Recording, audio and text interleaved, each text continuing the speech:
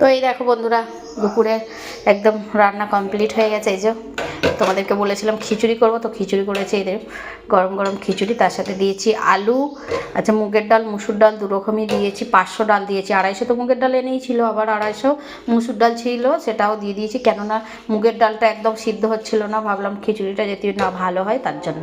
তো আলু টমেটো সব কিছু দিয়েছি, আর অন্য কিছু সবজি ছিল না সেই জন্য দেওয়া হয়নি। অন্য কিছু সবজি দিলে আরও ভালো হতো আর কি। ঠিক আছে, যেরকম গাজর ফাজর দিলে, বাঁধাকপি, একটু ফুলকপি, ওসব তো এখন নেই, পাইনি এখন।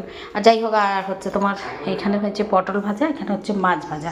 মাছটা বলেছিলাম যে ইলিশ মাছ আনবে, কিন্তু ইলিশ মাছটা পায়নি, তো সেই জন্য হচ্ছে তোমার এটা হলো বিকেট মাছ। তো বিকেট মাছ ভাজা আর পটল ভাজা। এখানে দেখো সেই কালারিং পাঁপড় ভেজেছি।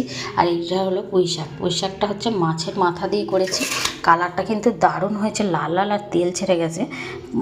ক্যামেরাতে হয়তো কেমন একটা দেখাচ্ছে সাদা সাদা, কিন্তু দারুণ হয়েছে। আর শাকটা যেহেতু অল্প, তরকারিটাও অল্প হয়েছে। এই তরকারিটা